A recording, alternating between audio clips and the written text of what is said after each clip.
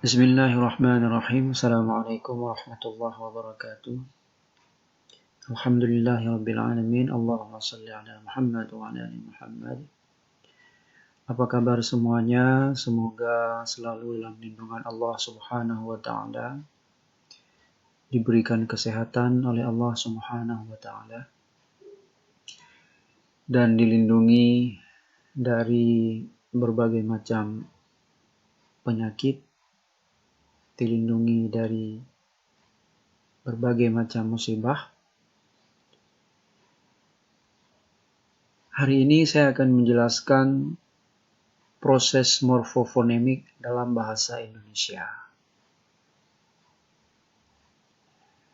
Perlu saya sampaikan bahwa untuk memahami proses morfofonemik ini, kalian juga harus memahami materi morfologi yang pada semester lalu telah kalian pelajari. Mengapa? Karena penjelasan proses morfofonemik ini ada hubungannya dengan fonologi. Mengapa bisa berhubungan? Karena di proses morfofonemik ini kita menyinggung fonem. Kemudian kita juga menggunakan simbol-simbol fonetik. Jadi tolong dipelajari kembali. Kalau memang sudah lupa, buka lagi buku, baca lagi. Oke, apa itu proses morfofonemik? Kita lihat dulu konsepnya. Jadi proses morfofonemik ini adalah berubahnya suatu morfem akibat perbedaan lingkungan yang dimasuki oleh morfem tersebut. Jadi kan kata-kata dalam bahasa Indonesia itu, selain dia terdiri dari atas satu morfem, ada juga dia terbentuk dari dua morfem atau lebih. Ketika satu morfem dan morfem yang lain berjumpa, nah, umumnya morfem-morfem ini akan mengalami perubahan. Baik pada morfem, baik pada bunyi terakhir maupun bunyi yang di awal. Kita langsung lihat contoh supaya lebih jelas. Nah, perhatikan kata belajar. Kata belajar ini sesungguhnya dia terbentuk dari ber dan ajar. Jadi morfem ber dan morfem ajar berjumpa sehingga terbentuklah kata belajar ini. Nah, coba kalian perhatikan. Di sini sebelum dia bertemu, dia kan mulanya ber. Tetapi begitu dia bertemu jadinya bel. Artinya fonem R berubah menjadi fonem L. Mengapa terjadi perubahan? Karena dia bertemu dengan kata ajar. Ya, jadi perubahan itu terjadi karena dia bertemu dengan kata ajar. Nah, ya, saya ulangi. Jadi ketika dia bertemu dengan kata ajar, dia menjadi belajar. Jadi fonem R menjadi fonem L. Mengapa? Karena dia berjumpa dengan kata ajar. Pada contoh ini juga sama, menulis. Menulis ini merupakan hasil akhir dari pertemuan antara menasal dan tulis. N besar ini, N kapital ini kita bacanya nasal. Nasal.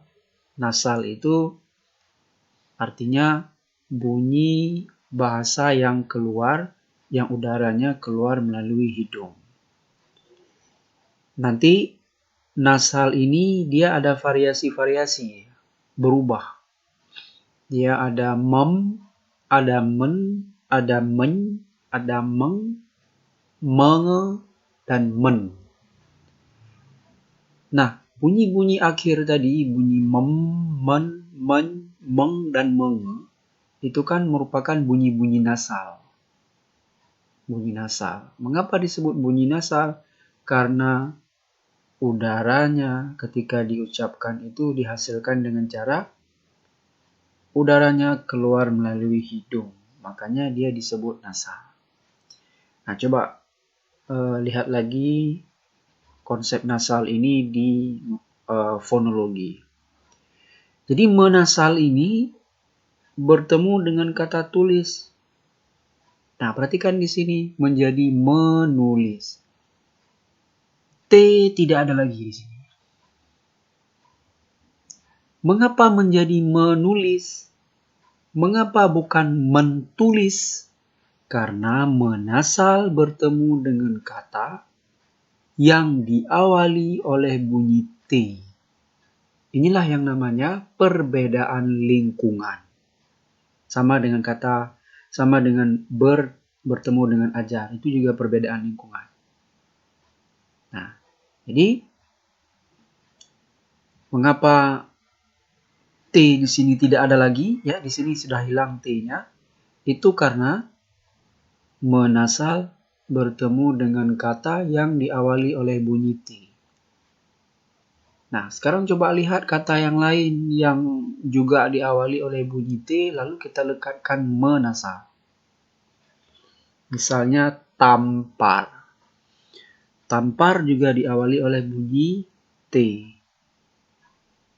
Tetapi T-nya kemudian luluh ketika dilekati menasal. Jadinya menampar. T tidak ada lagi. Nah, itu ya. Dan umumnya dalam kata bahasa Indonesia, jika menasal bertemu dengan kata yang diawali oleh bunyi T, T mengalami proses peluluhan. Atau dia itu hilang, tidak ada lagi. Nah, kasus yang sama dengan menulis adalah pemikir. Ini juga sama dia. Perhatikan, kalau ini penasal ya, kalau yang tadi menasal. Nah, kalau kita lihat di sini juga sama sebenarnya. Penasal bertemu dengan kata pikir, jadinya pemikir. Nah, di sini P-nya tidak ada lagi. Mengapa? Alasannya sama. Setiap kata yang diawali oleh bunyi P, dia mengalami peluluhan atau dia itu hilang.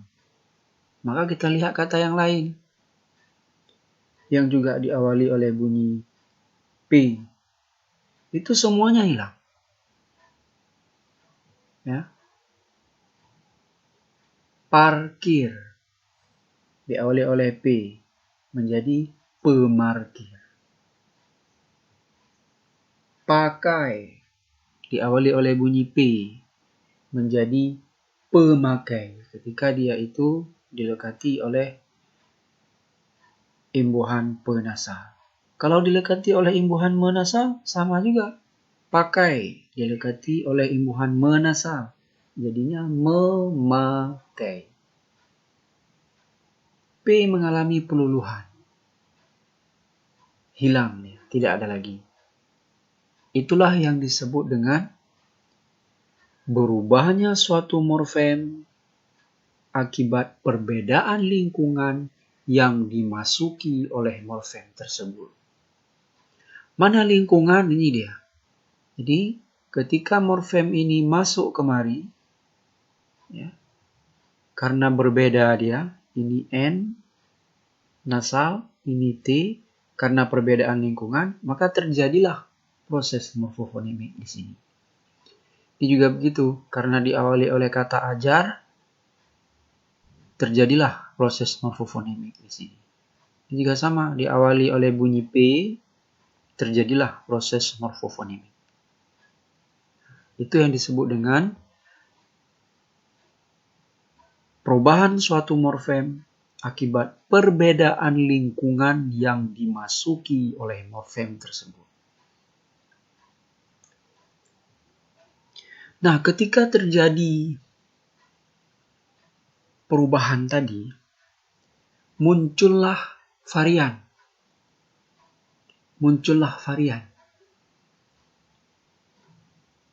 Ya. Misalnya ini kan menasal. Bertemu dengan kata yang diawali oleh bunyi T, jadinya dia menulis. Menasal, men. Inilah varian namanya. Menasal, ketika dia bertemu dengan kata yang diawali oleh bunyi T, jadinya men. Itu varian namanya. Begitu juga bertemu dengan kata ajar, jadinya belajar. Jadi varian dari varian dari adalah bel. Jadi karena terjadinya perbedaan lingkungan tadi, muncullah varian dari imbuhan ini, yaitu bel. Nah, itu ya. Varian tadi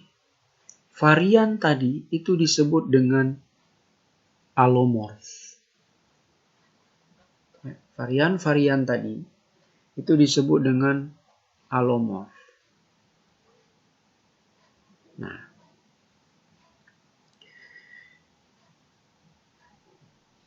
kalau dalam fonologi, alofon namanya. Misalnya telur, telor, itu alofon, variasi bunyi. Kalau ini alomorf, varian perubahan yang saya jelaskan tadi. Jadi, kalau di tataran fonologi, alofon, fon itu kan bunyi. Jadi variasi bunyi. Nah, ini alomorf, variasi bentuk. Morf itu bentuk. Nah, jadi karena terjadinya perbedaan lingkungan yang dimasuki tadi, itu menyebabkan munculnya variasi atau varian. Variasi-variasi tadi itu selanjutnya disebut dengan alomorf. Nah, nanti akan saya jelaskan lebih detail mengenai variasi atau varian atau alomorf ini. Oke. Proses morfofonemik ini secara umum ada 3. Pertama, perubahan fonem. Kemudian yang kedua, penambahan fonem. Dan yang ketiga adalah penghilangan fonem.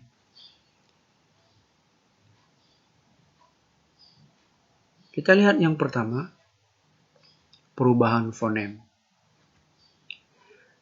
Nah, perubahan fonem ini artinya adalah mengubah suatu fonem pada morfem atau berubahnya suatu fonem pada morfem akibat bertemu dengan morfem lain. Ya. Proses perubahan fonem adalah proses berubahnya suatu fonem pada morfem akibat bertemu dengan morfem lainnya. Kita langsung lihat kaidahnya. Jadi proses perubahan fonem itu ada kaidahnya. Dan kaidah ini harus diikuti.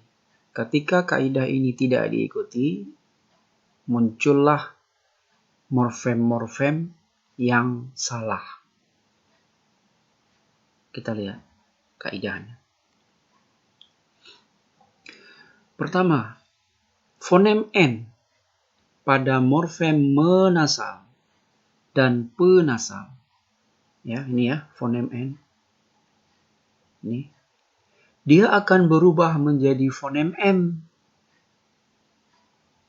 Syaratnya apa? Jika dia bertemu dengan morfem-morfem yang diawali dengan fonem P, B, F, dan V. Maaf ya, ini bukan P tapi V.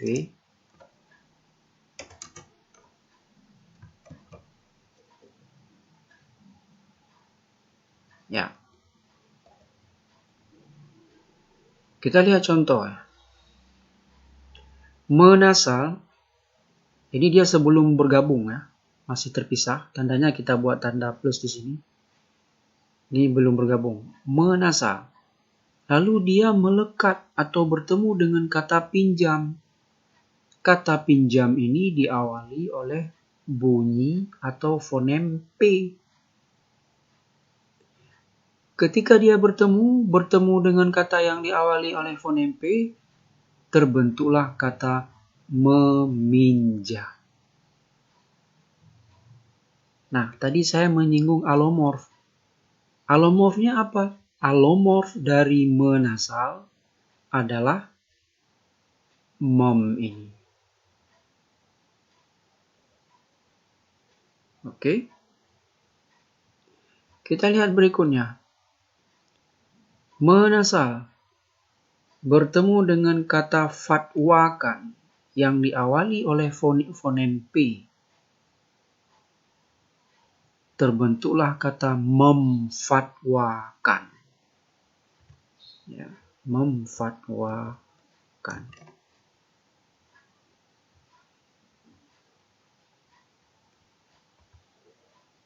Ya, memfatwakan. Mem adalah alomorf. Nah, ini yang tadi saya jelaskan di atas. Mem adalah alomorf. Mengapa muncul alomorf mem ini? Karena menasal bertemu dengan kata yang diawali oleh fonem P.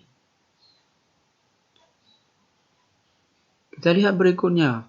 Penasal bertemu dengan kata batik yang diawali oleh fonem B.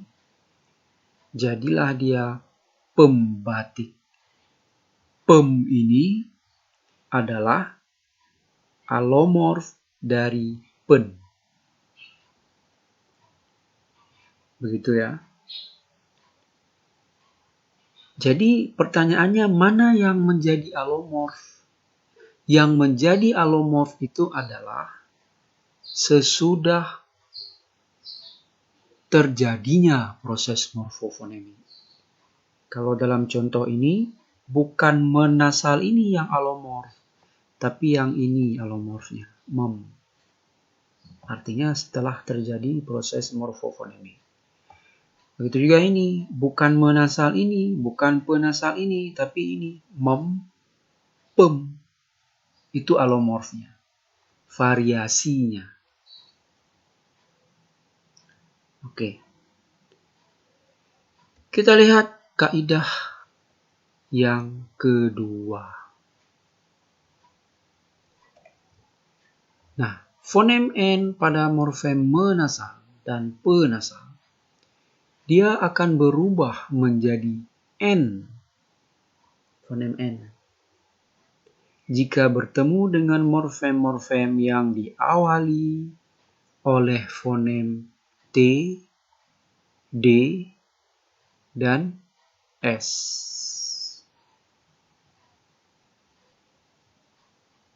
Nah,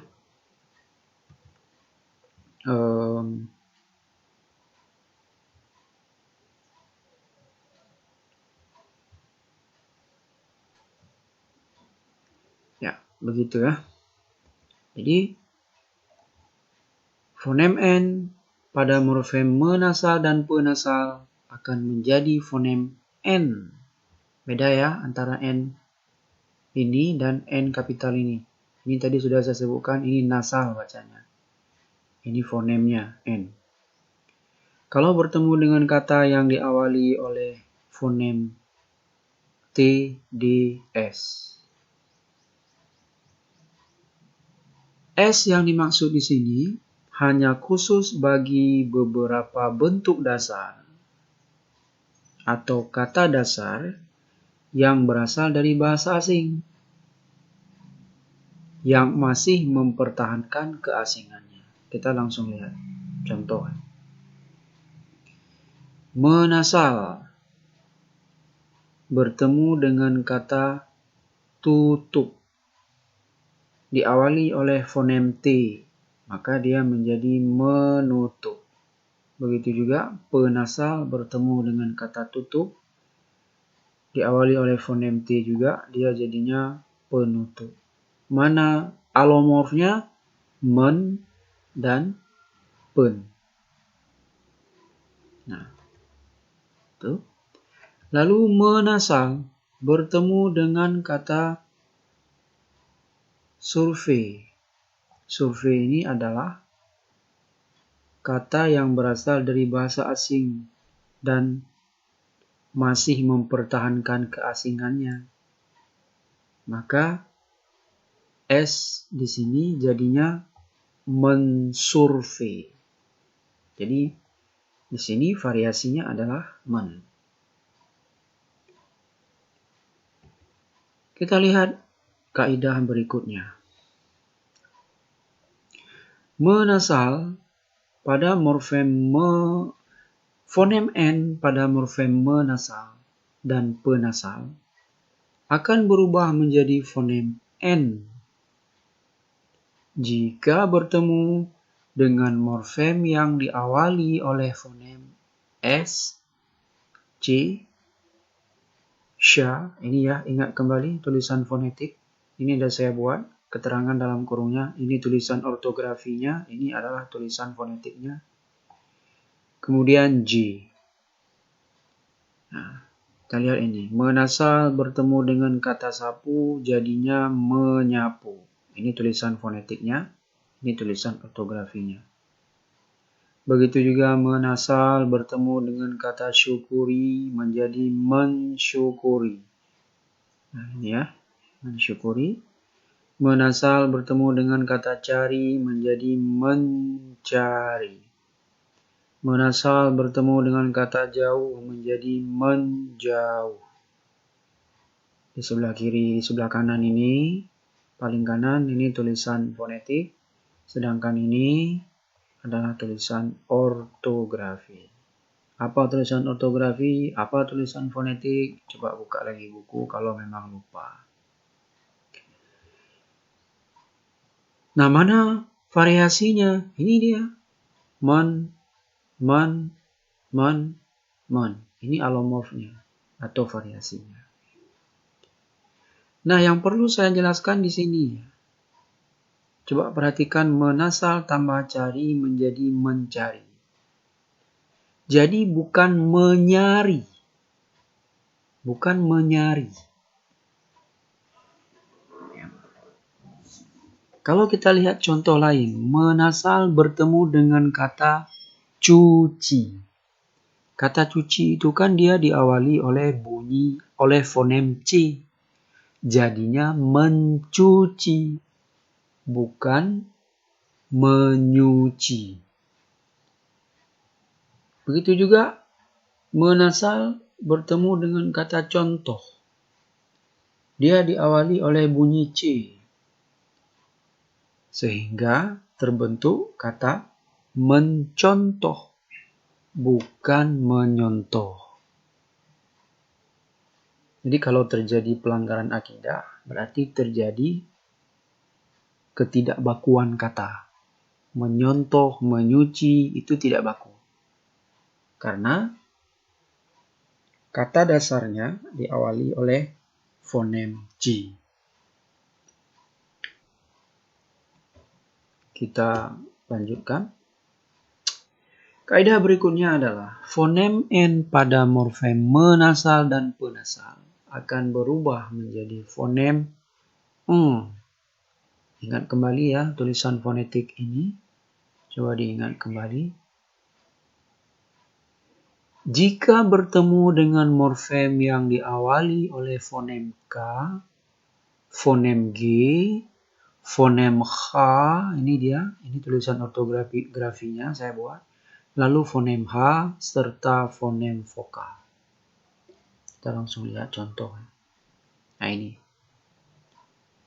Menasal bertemu dengan kata kutip, jadinya mengutip. Variasinya mana? Meng. Ini variasinya. Meng. Alomorfnya. Meng. Perhatikan K di sini tidak ada. Mengapa hilang K? Karena terjadinya perbedaan lingkungan yang dimasuki oleh menasal ini. Begitu juga dengan contoh berikutnya. Menasal tambah gaji menjadi menggaji. Ya. Kemudian menasal tambah khawatirkan menjadi mengkhawatirkan. Ya. Kemudian menasal tambah hambat bertemu dengan kata hambat menjadi menghambat. Kemudian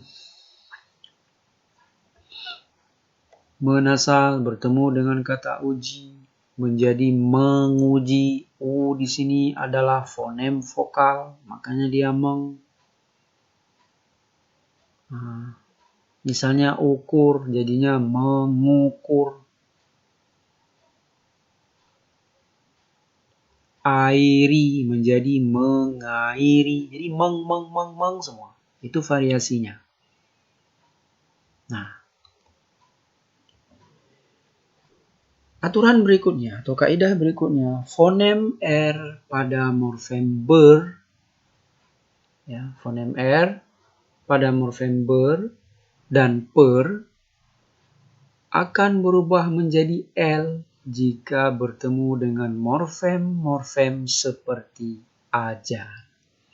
Perhatikan ini, tadi sudah saya jelaskan juga. Bertemu dengan kata ajar menjadi belajar. Per bertemu dengan kata ajar menjadi pelajar. Jadi fonem L. Apakah ada bel bertemu dengan morfem selain? Apakah ada ber ini menjadi bel jika bertemu dengan morfem selain kata ajar? Sejauh ini yang saya tahu tidak ada. Jadi ber ini hanya menjadi bel, per hanya menjadi bel ketika dia itu bertemu dengan kata ajar. Hanya dengan kata ajar. Sementara ini yang saya tahu seperti itu. Kita lihat kaidah berikutnya. Ya, perhatikan ini ya. Ini fonem apa? Ingat lagi di fonologi ya. Fonem ini namanya glottal stop. Ya. Muncul di dalam kerongkongan. Misalnya ketika kita menyebut akan. Jadi sebelum sampai kepada bunyi A, ada gerakan di dalamnya. Itulah namanya glottal stop. Nah, inilah dia fonemnya. Kalau kita gunakan simbol, inilah dia fonemnya. Ini sudah saya jelaskan secara detail kemarin di mata kuliah fonologi. Nah, fonem ini akan berubah menjadi fonem K kalau dia bertemu dengan morfem ke-an. Ya, misalnya ke-an dan duduk. Duduk. Ini saya buat tulisan fonetiknya. Ini tulisan ortografinya. Ketika kita menyebut kata duduk, itu kan mati, bunyi itu mati di dalam kerongkongan. Duduk. Duduk dalam kerongkongan. Ketika kata duduk yang berakhir dengan bunyi glottal stop ini dilekati oleh imbuhan ke-an,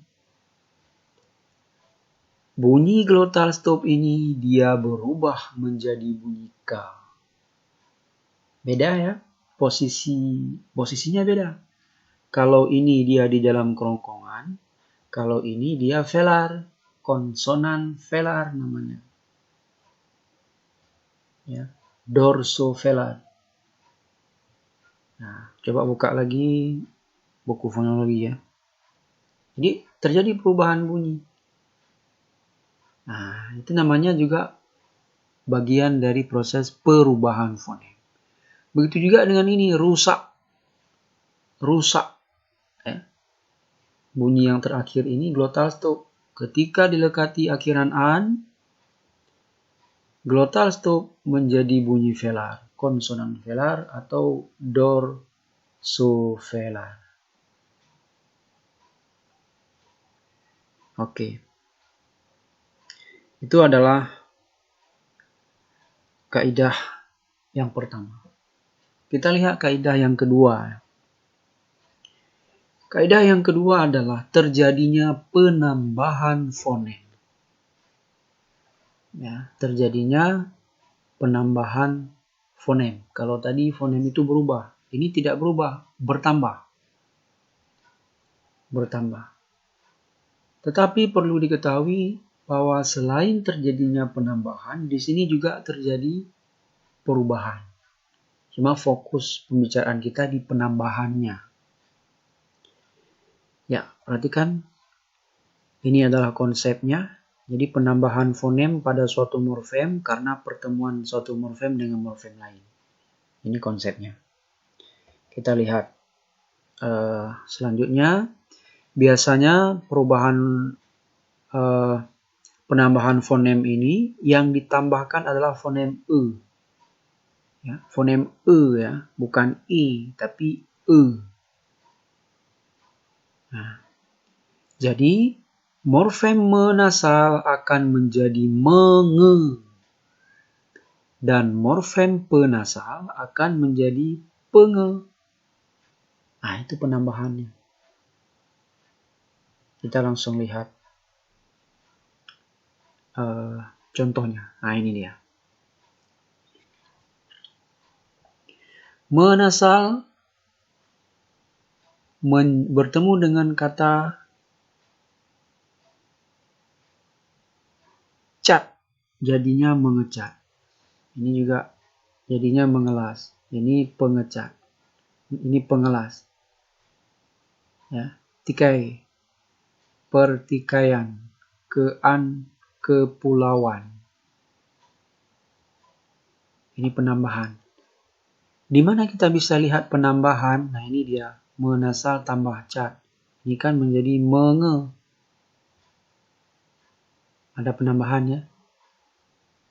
Menasal tambah las. Ini menjadi menge juga. Ada penambahan e di sini.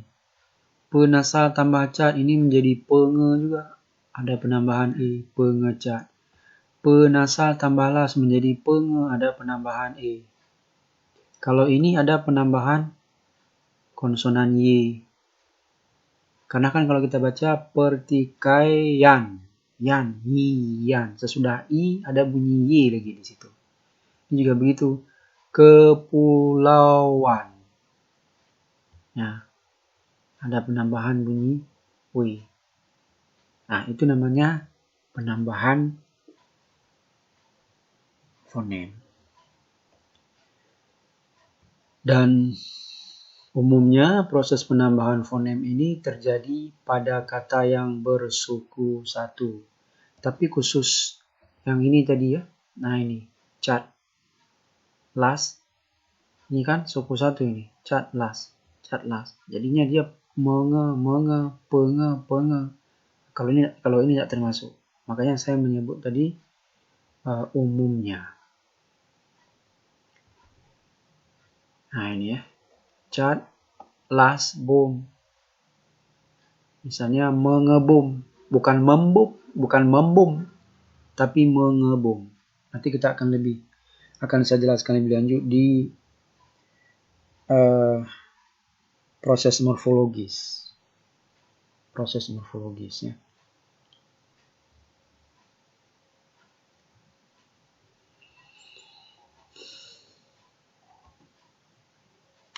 Kita lihat berikutnya.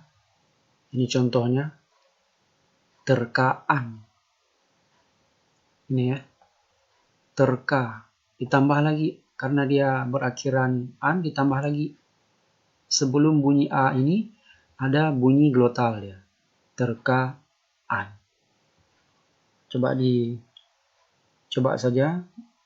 Dibaca nanti dirasa ya. Jadi ada semacam hambatan dalam kerongkongan. Sebelum sampai kepada bunyi a ini dan setelah bunyi a pada kata terka. Nah, ini juga ya. penemuan. Ada penambahan konsonan W. Pertokoan, ada penambahan juga bunyi W di situ. Kacau, pengacauan. Pertikaian. Nah, itu ya. Jadi akibat pertemuan morfem an, ke an dan penasal an dengan bentuk dasarnya terjadi penambahan fonem glotal. Kalau bentuk dasar itu berakhir dengan vokal A. Ini dia tadi ya. Kalau bentuk dasar berakhir dengan vokal A, ini dia. Terjadi penambahan glotal, bunyi glotal.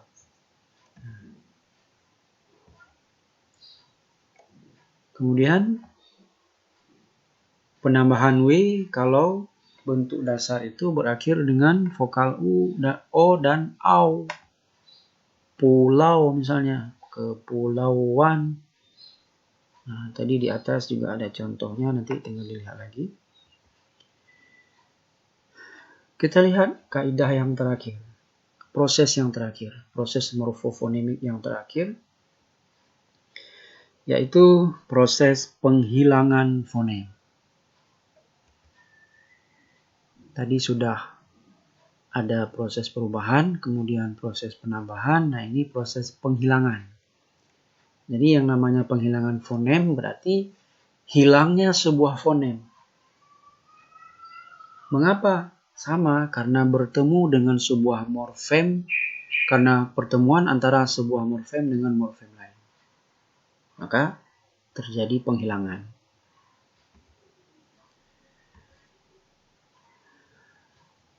Ini kaidahnya. Fonem N hilang. Ya. Fonem N hilang pada morfem menasal dan penasal. Akibat bertemu dengan bentuk dasar yang berawalan fonem L, R, Y, W, dan nasal. Ini contohnya. Menasal bertemu dengan kata lerai. Jadi N ini hilang ya. Jadinya melerai. Menasal bertemu dengan kata rumuskan diawali oleh fonem R. N mengalami penghilangan. Jadinya merumuskan. Di sini tidak ada lagi N-nya. Ini juga sama, menasal tambah yakinkan. N-nya hilang, jadinya meyakinkan. Lalu menasal tambah warnai. N-nya hilang, mewarnai, jadi bukan menwarnai. Dan yang terakhir bunyi nasal. Ini bunyi nasal ini saya tulis dalam tulisan ortografi. Kalau yang sebenarnya kan dia ada menggunakan tulisan fonetik. Nah, ini kan nasal dia nih. Mengapa disebut nasal? Karena udaranya itu keluar melalui hidung. Kan bunyi nasal itu. Maka jadilah dia kalau ditulis dengan tulisan ortografi ya seperti ini ya. Nah, coba buka lagi buku fonologi. Penasal tambah nyanyi menjadi penyanyi.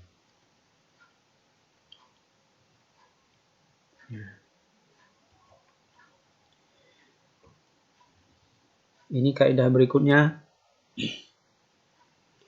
Fonem-fonem P, T, S, dan K pada awal morfem hilang. Mengapa hilang? Karena dia bertemu dengan morfem menasal dan penasal dengan bentuk dasar yang berawal dengan fonem-fonem itu. Nah, ini contohnya. Menasal bertemu dengan kata dasar atau bentuk dasar. Kalau di sini kata dasar ya. Bertemu dengan kata dasar yang diawali oleh P. Ini tulis diawali oleh T. Paksa diawali oleh P.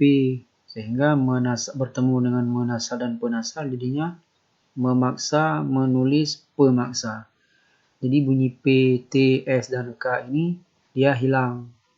Tidak ada lagi. Istilah bahasa namanya luluh, peluluhan.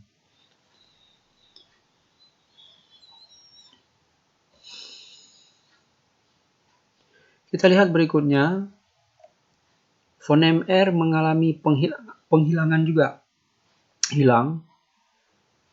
Jadi fonem R pada ber dan per hilang. Termasuk ter. Mengapa hilang fonem R ini?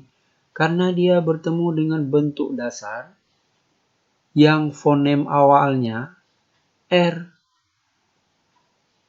Ya. Dan bentuk dasar yang suku kata pertamanya. Suku kata pertamanya berakhir dengan er. Ini contohnya ya. Ber, mula-mula ini belum belum bertemu nih. Jadi kita pisahkan dulu. Ber. Lalu bentuk dasarnya rapat. Diawali oleh fonem R. Jadi fonem R pada kata ber ini hilang ya. Jadinya berapat. Jadi R di sini bukan milik be ini. Tapi dia milik rapat. Yang kedua, ber tambah kerja menjadi bekerja. Kalau ini memang benar-benar hilang R-nya. Mengapa R di sini hilang? Karena pada kata kerja ini, suku kata pertamanya, ini suku kata pertama ya, ker. Ker, suku kata pertama, ja, suku kata kedua. Jadi pada suku kata pertama ini, karena pengaruh pada suku kata pertama, R pada ber ini hilang. Jadi bekerja. Maka salah kalau ada yang menyebut berkerja. Itu salah. Nah, kalau yang ketiga ini juga sama ya.